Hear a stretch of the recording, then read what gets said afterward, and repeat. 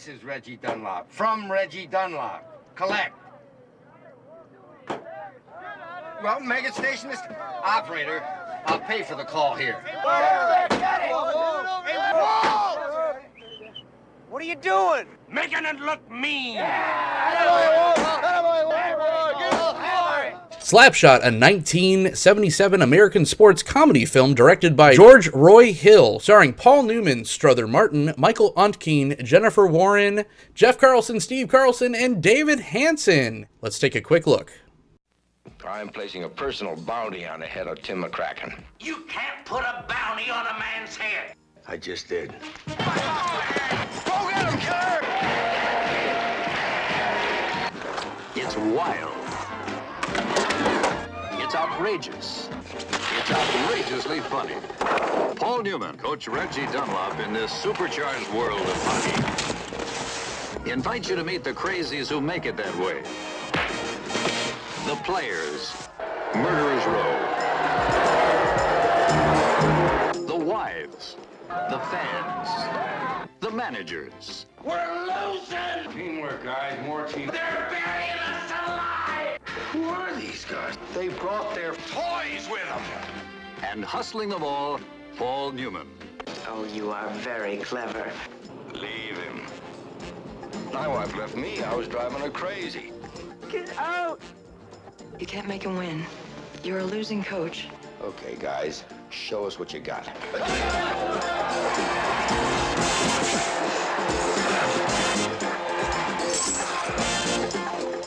Behind the comedy, the sex, the wild excitement. This is the absorbing story of one man fighting to hang on in a world gone absurd. They don't want you to score goals. They want blood. They're booing you. There's never been a film like Slapshot. There may never be another.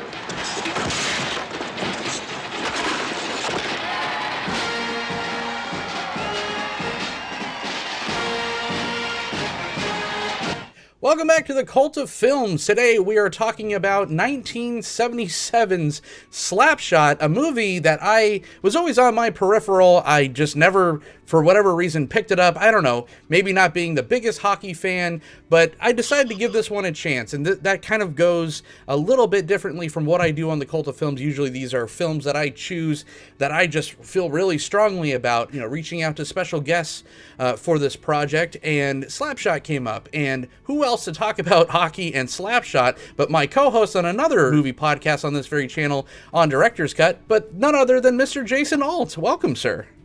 I love that you kind of like frame it as like, who can I talk to about Slapshot? It's like, no, I've been hounding you to do this movie for months, man. That's true. That's true. It's true. Yeah. It's not just because this is the funniest hockey movie, because it might not be.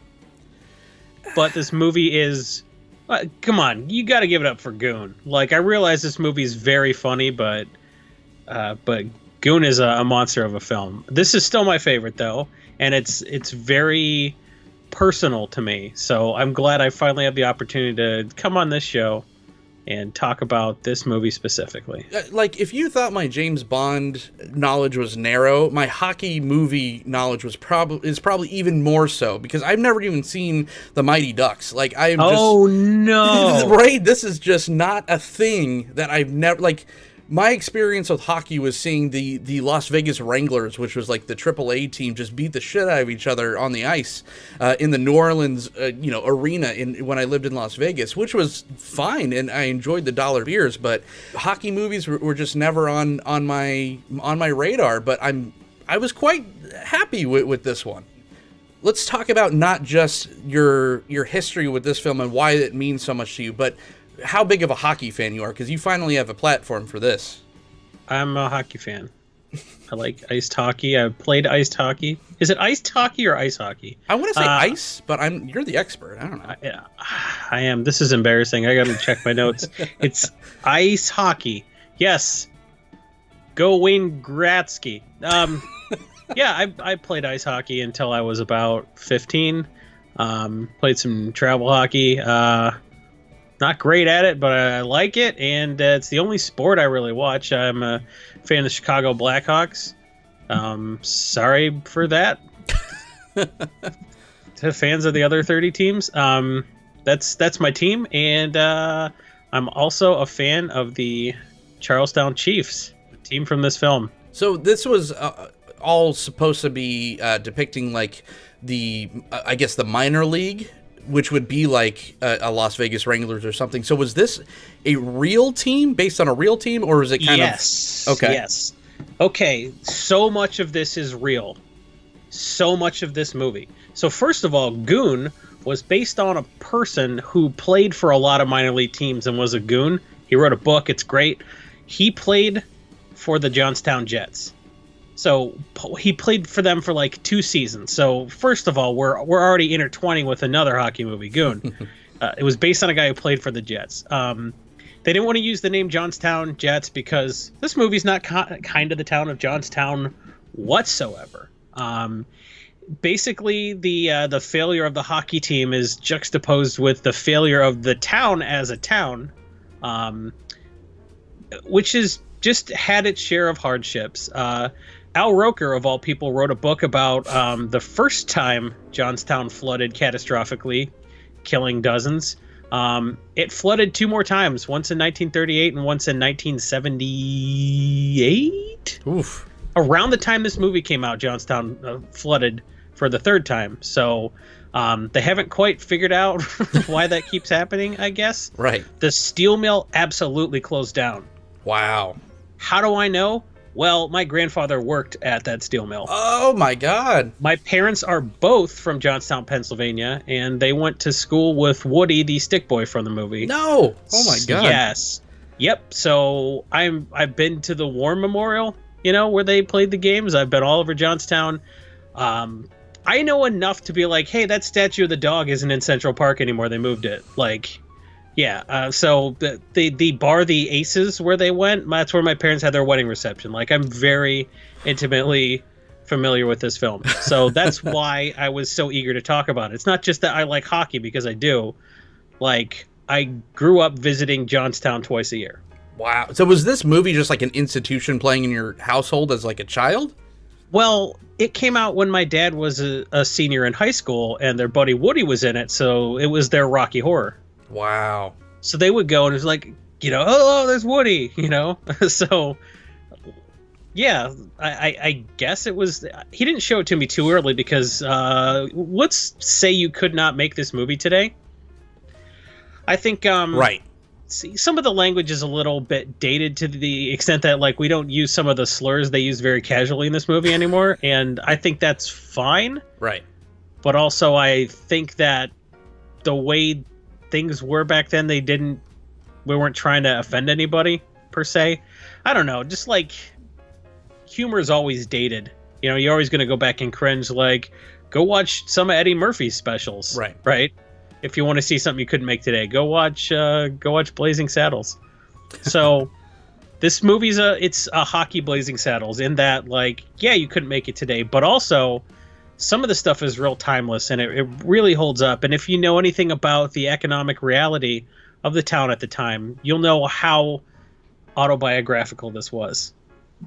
So what happened was a guy named Ned Dowd, who plays Oogie Oglethorpe in the movie, was a minor league hockey player. He played for the Johnstown Jets, and his sister Nancy was a screenwriter living in LA. And he kind of just told her about this town and about the team and about these Carlson brothers, these nutcases. And she actually moved from LA to Johnstown, not permanently, but she set up shop and wrote this script, and you can tell she was entrenched. It wasn't like the show Battle Creek on CBS that you can, if you're from Battle Creek, you can tell that it's like LA, right. Yeah, that's LA though.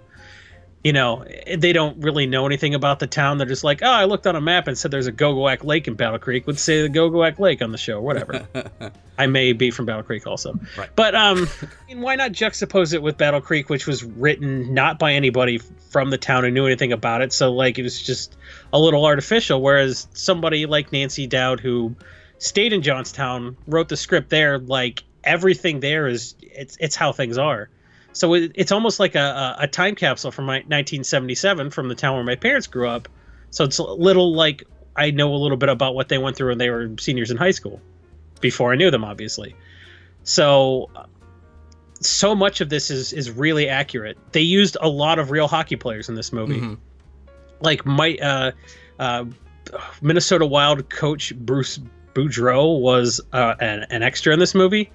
Michael Ontkeen, who you might not know from this movie, but would know as the sheriff from Twin Peaks. He played hockey at the University of New Hampshire. Apparently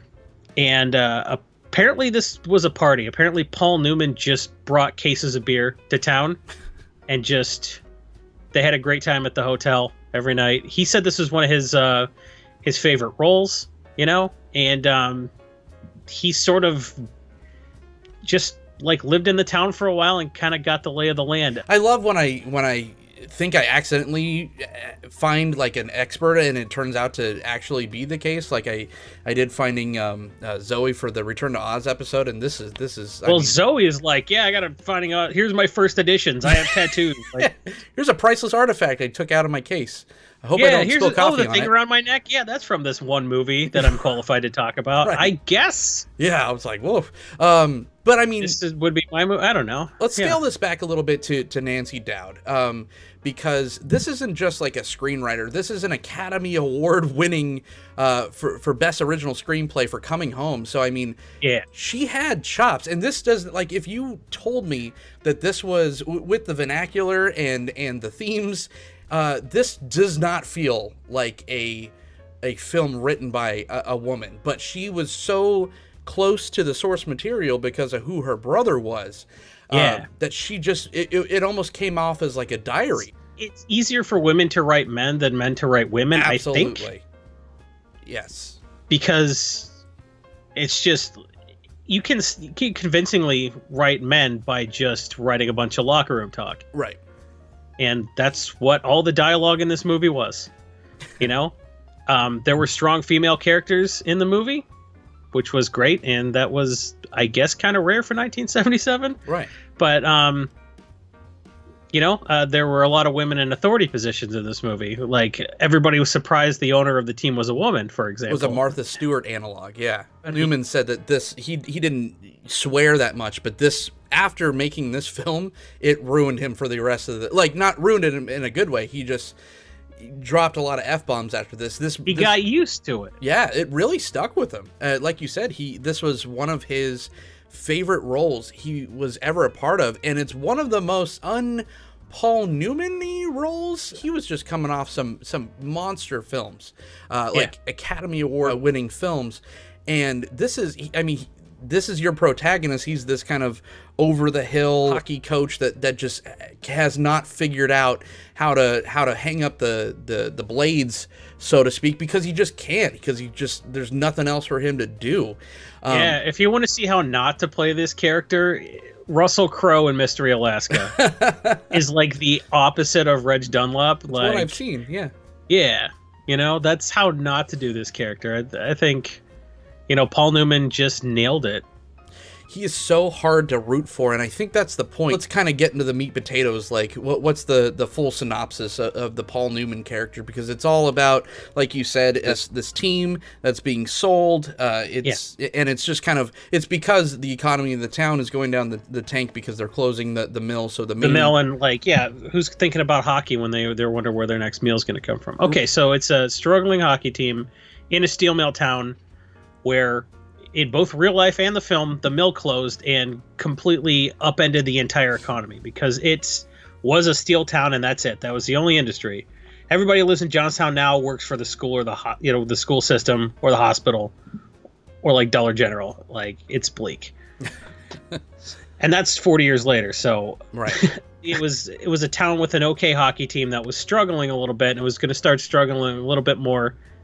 They make a trade. They trade for these three guys, and they look like idiots, And Reggie's the player and a player coach, which was something that the minor leagues did sometimes. If you got a real experienced player to sort of just coach from the bench, and he didn't want to play these guys, but he put them in finally, and they just started jacking people up, and Reg kind of took the temperature of the stadium and noticed that everybody was into it. So he's like, all right, well, let's have a little bit more fisticuffs. And the fans came back because as bad as things were, the Hansons were a nice distraction, right?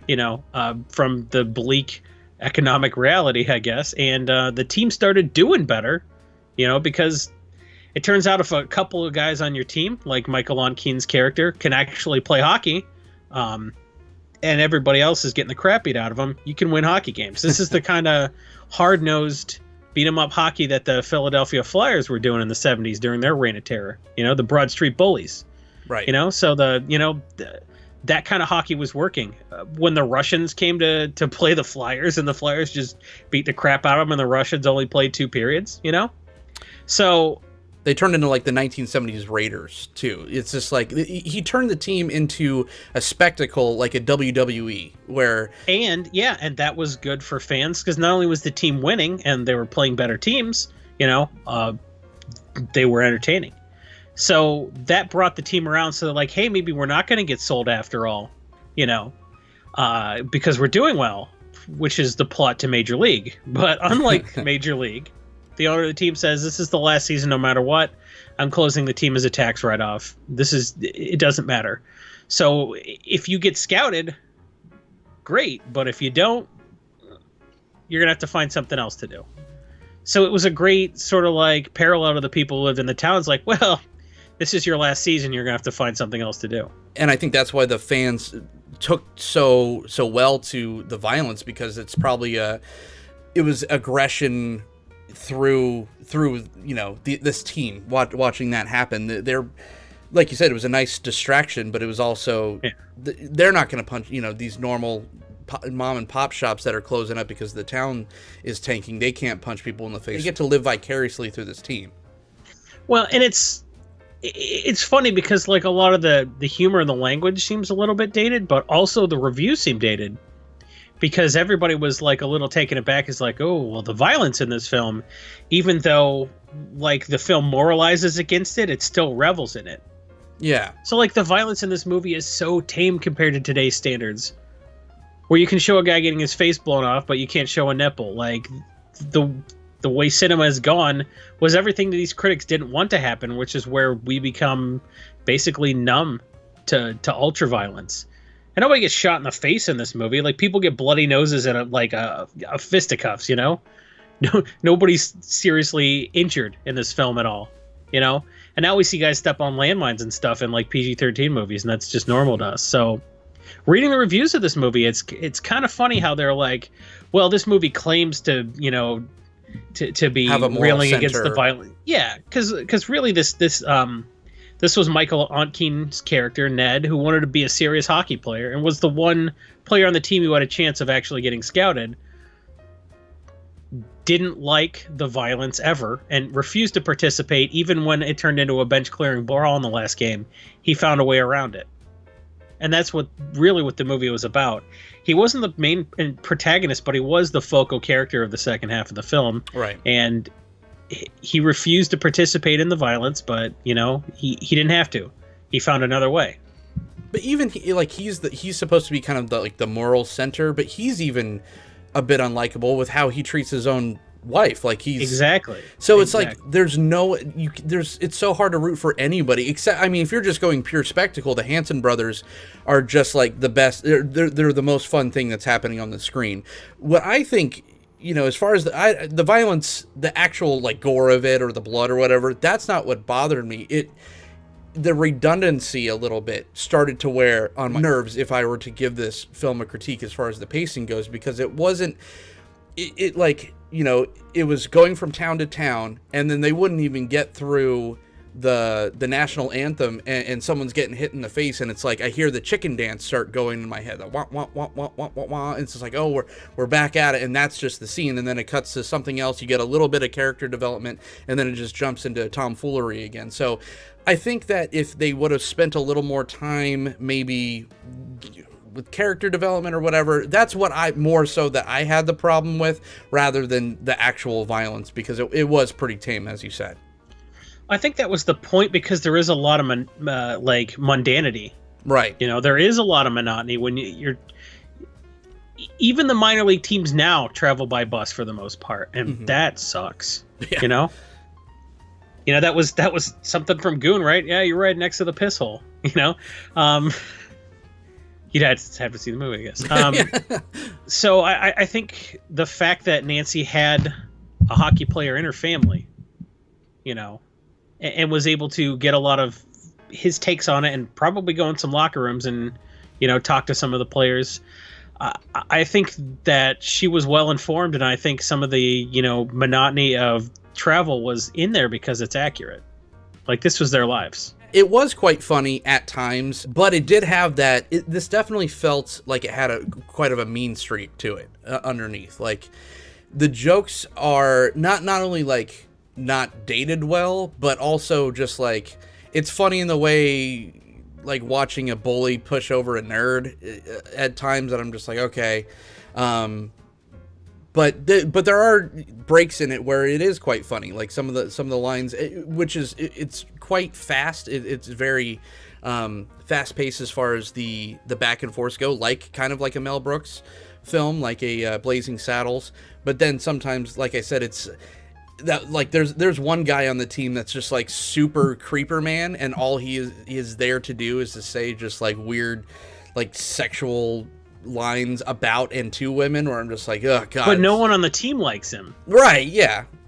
So but even Paul Newman's character is a little bit like that too. Well, yeah.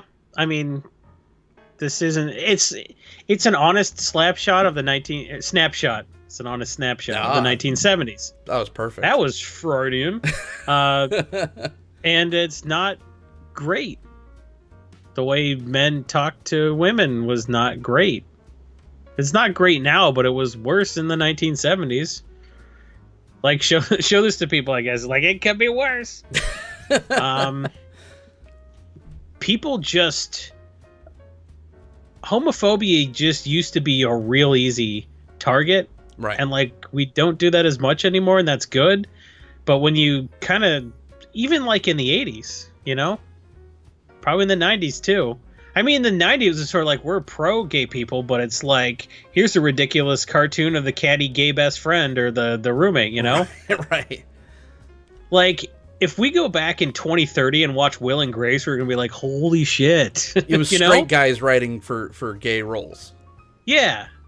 But, yeah. I mean, even if it wasn't, it was still sort of like, oh, they're minstrel singers. What is this? So, like, the homophobia was like... Yeah, it's not great, you know, but it was an honest reflection of the time. And do you want to ban Huck Finn, you know? Right. In schools, or do you want to not teach the Trail of Tears? Or I'm not advocating making this movie now, but I am saying that a lot of it is very, very accurate. They did try to make it a couple more times. There is a 2 sequels to this, which those didn't. That's a prank. Oh, really? Yeah, those movies did not get made. Oh. La la la la. They didn't make a directed DVD sequel with which Baldwin Steven probably. Oh God, I watched them both. They are both so bad. They have the Hanson brothers in them, right? Slapshot 2 makes Major League 3 look like Citizen Kane. Oh no. But it's got Danny one of the real bad Baldwins, right? It does it? I don't know. I've only seen it once. I can only bring myself. I've seen Slapshot 100 times. Yeah. I've only seen Slapshot 2 and 3 once each. They were bad. But the Hanson brothers got another chance to get a paycheck, so whatever. But it was like American Psycho 2. Like, I'm not going to say I don't like American Psycho anymore because they made the direct-to-DVD MTV movie with William Shatner and Mila Kunis, which had nothing to do with American Psycho. Right. So I'm not ashamed of those sequels per se, you know? It's whatever. They're movies that you can watch if you make a mistake and buy them on DVD. They were like Hammer films, but they actually had the rights to use the real name of Slapshot and the Hanson brothers. Kinda. Yeah. It is Stephen Baldwin, the worst Baldwin. They're all the worst. Alex, great. So you must not be his daughter then. So You disrespectful little piggy. Employing real hockey players, as far as like the hockey scenes are, you know, you watch a lot of sports movies, and sometimes that's the deal breaker, when it's just like when you're watching a sports movie and it just looks so bad. It's just like a bunch of no names, and you know they're actors just like trying to run around and scoring touchdowns. It does kind of look bad because hockey was shitty in the 70s. They had inflexible wooden sticks. They had those really terrible like leather skates with like the exposed thin looking metal blades. They had like the gloves that looked like they were stuffed with newspaper. The goalie's pads were tiny. They hadn't invented the butterfly yet. And no helmets. Goalie tried to no helmets. Which is great if you're shooting a movie and you want to see Paul Newman's face. You don't have to wear a helmet. That was good. That was something helpful. Yeah, they're wearing eyeglasses, like. Yeah. But that's what I'm saying is great. Yeah. They're going 100 miles a minute on the ice. Like, it looks really exciting. I thought that was one of the strongest things about this film, was the actual action, like the sports scenes. I thought was real good. They got hockey players, you know, so that was something they did right. And minor league hockey players are very cheap, both if you're trying to run a team or shoot a film with a bunch of extras, you know. And like I said, the stick boy Woody, very involved in Johnstown hockey, was a fixture at the War Memorial. Still might be, I don't know. Funny story. Kraft did this thing called Hockeyville or whatever, where everyone would submit their rink, and they're like, oh, upgrade our rink. And the first year they did it, the War Memorial in Johnstown won. They got an upgrade. Wow. So they have concerts there. It's like a real deal. So the fact that there was like a hockey community, you know, the high school teams play there. There was a lot of authenticity just because no real liberties were taken. Like, the biggest liberty was changing the name of the town from Johnstown to Charlestown. Everything else is sort of like, yeah, this is straight. This happened.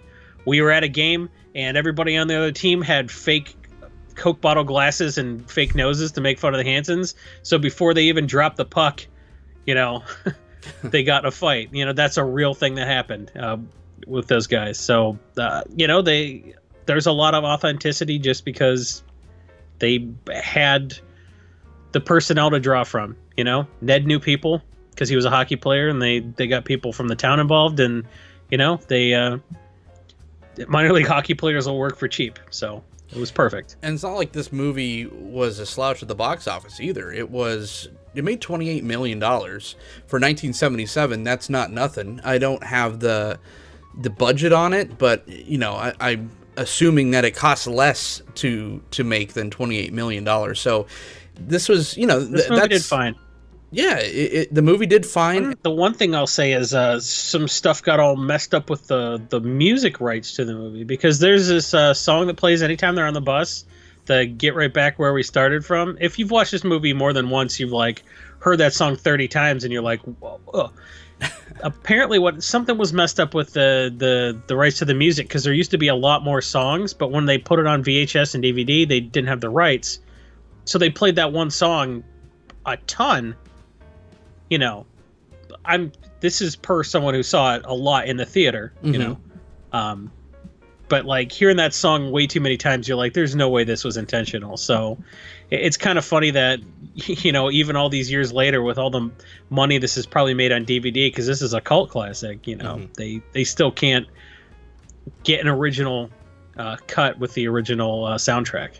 A lot of the reviews are dated, but it's definitely been unearthed, and I feel like a lot of people are kind of giving it a second glance nowadays. Like it's rated in the top 50 best guy movies of all time. It's people even put it up there with The Godfather and Raging Bull, you know, next to those, because it's such a great guy movie. But it's also, like I said before, because of how great the sports action is shot, it's also on a lot of best sports films of the past 50 years. It's sitting at 84 on Rotten Tomatoes. So I think that people are starting to kind of come around with it. I mean, it's similar to something like A Death to Smoochie. Like, timing is everything. Yeah. I think if you liked Major League, you'll like this movie. because hockey is much more interesting than baseball. And this Major League, whether consciously or unconsciously, drew a lot of elements from this film. And Major League it's a near perfect movie. That's fair. You know. Yeah. So if you like Major League, you should definitely watch this, because I think you'll like it. See, I think it goes in degrees too. I think you put A League of Their Own. That's kind of the real nice guy version of this. And then you go a little bit more raunchy to Major League, and then you go full person. Or if you just want to see A League of Their Own or Major League with people knocking teeth out, I think this is the film for you. And it might just be. It had a lot of fun moments. I think that it was a great culmination at the end where the guy just completely stuck to his guns, and the ending was just him doing a striptease, and that pissed off more people than watching, you know, them bust heads. I thought. Wait, the striptease pissed off like critics and shit? No, within the confines of the film. Oh. Yeah, I thought that was pretty funny. Where that was kind of a little sub theme, at least in my opinion. Where, as you stated before, it's always like violence is more acceptable in American cinema, but it was almost like meta even in the confines of the film, where every time sexuality was kind of brought up, like the creepy teammate or Paul Newman kind of creeping on the dude's wife. Or the mother from the Christmas Story just hanging out topless. Yeah, as a lesbian. I thought it was kind of funny that in 1977 you can't have a strong female character unless she was a lesbian, but I digress.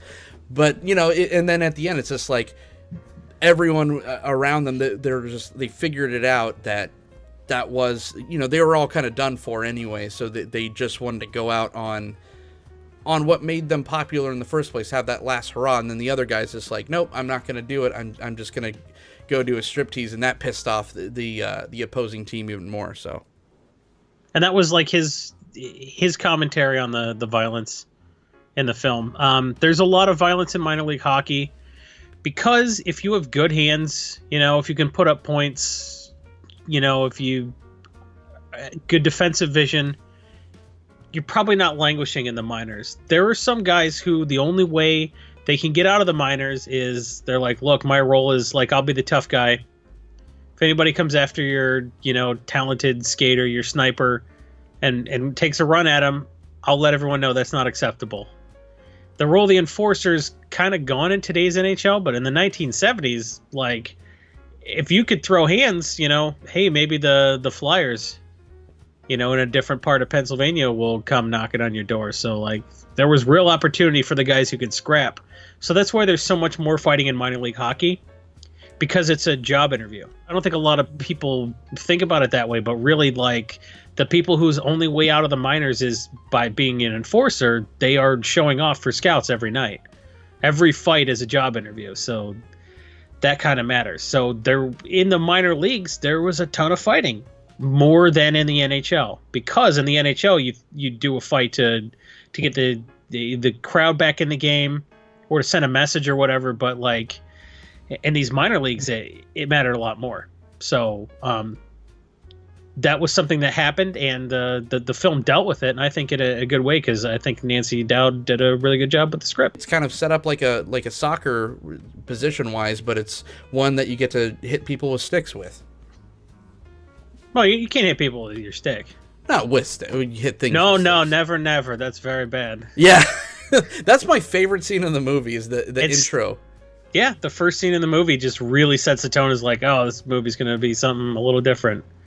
Yeah. Can we talk about how weird it is that so the Johnstown Jets became the Johnstown Chiefs because of this movie? They changed the name because like, oh, everyone knows this. We're the Chiefs now. For a while there, they were playing against in the same league as the Kalamazoo Wings, which is the team of the town I live in now, the Wheeling Nailers, which is the town I was born in, and a team from Greenville, South Carolina, which is somewhere I lived for a couple years. So it's really weird that everywhere I lived over the years kind of has a team that are all playing each other. It's sort of like a This Is Your Life league. So I think that's kind of weird. The team that was the Chiefs ended up in Greenville, and like the team that plays at the War Memorial now is like a WAHL team. That's like 2 levels below like the ECHL. It's there are a lot of leagues, but hey, people are playing professional hockey at the War Memorial, and you can probably see them real cheap. Good seats are still available. So yeah. So it's really kind of funny. I met the Hanson brothers. They came to Kalamazoo to like sign autographs and stuff like that. I met the Carlson brothers, actually. I didn't meet Dave Hanson. I met the Carlson brothers, who were like, we're the Hanson brothers, because like, why wouldn't you? So not only do they get like, oh, we're in a cult film, they get that sort of cred, but like they're still legit hockey players and they like can coach now. So like that one acting role really made multiple career opportunities for all of them. It's gratifying to see that, and people bring tin foil for them to sign and stuff like that.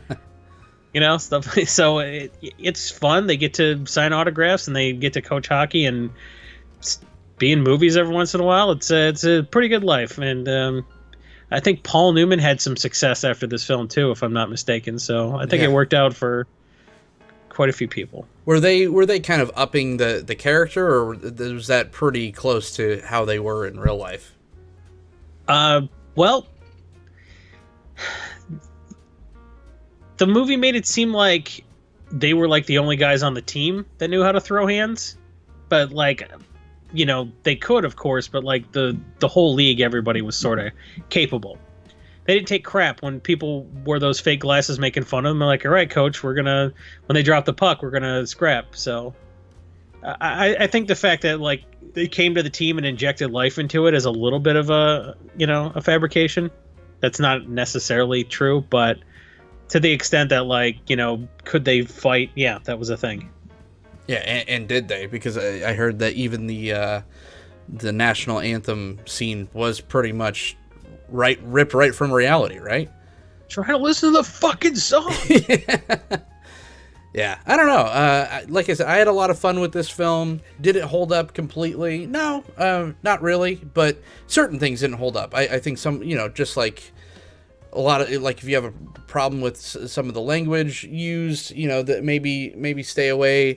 But I think that as far as like a legacy, where this fits in the whole cult film strata, I think it definitely has a place. I think it definitely should be viewed if you're a fan of sports film movies, especially from this era, or just like independent film, cult films in general. This was a very competently made film. Do you like raunchy 1970s comedies? Right. This is a movie for you. Do you like hockey movies? If you don't mind a little raunchiness, this movie's for you. Do you like weird sports comedies, which is like a subgenre? Yeah. like I said, if you haven't seen this, but you have seen Major League and liked it, you'll definitely like this movie. Yeah. And it's different from the, kind of cookie cutter League of Their Own, where you just have that like nice Penny Marshall feel good, ending, where this is kind of not that. Like, everyone's do they lose the first game of the season against the big bad team and then like pull out all the stops and win in the end? No. Yeah. Not even close. Right. And not in the way you might be thinking. They got a parade. So, and no one showed up. No. Yeah. So I think a lot of people would like this movie. If you are a fan of cult films and you haven't seen this, check this off your list. Like, it's on almost every list of top 100 or 50 cult films for a reason. Yeah. Find it on Tubi. That's where I had to stream it from. So get your free Tubi account. You'll have to sit through a couple commercials, but it is streaming free. So it's kind of buy the DVD for $1 at Disc Traders. Oh, there you go. And then you're like, how do I play a DVD? I know. What is this David that you speak of? Who is David? What a hard media. I don't understand. Yeah, that's our episode on Slapshot. Jason, I'm glad that we could finally do this. This felt almost like a commentary on your life, more so than a film review. So thanks for... Does that mean I'm a town with no economy whatsoever, trying to cope with the loss of their hockey team and their one major source of income all at the same time? We'll leave that up for the audience to decide, I guess. That's bleak. Yeah, that's cool though that you've kind of walked in a lot of these same spaces and breathed the same kind of musty air that I'm sure a lot of these venues still provide. That's fair. That's fair. Perfect. All right. Well, thanks for joining me on this episode of The Cult of Films. Jason Elliott Alt, where can everyone find you? I'm on the Twitter at Jason E. Alt, and if you look there, I've got a pin post at the very top that says all the other projects I work on. I do a podcast about movies with this guy called Director's Cut on this very same channel, and I have a few Magic the Gathering projects I work on, and I don't know, do some other stuff. Just check me out on Twitter. I'm hilarious. Absolutely. Go check out our newest episode of Director's Cut for Jim Jarmusch, because he is a fantastic filmmaker, and that was a lot of fun to do. So you could find me on this very channel doing this show every week, The Cult of Films. Share it around. You can listen to it in podcast form on iTunes, Spotify. Google Plus is now one of the platforms that you can find this on. And if you want to talk to me about films or Magic the Gathering, you can do so by finding me on Twitter at OrzovDunn. I do it. I ask him who owned the Chiefs. Okay, what did he say? Owns-a. Yeah.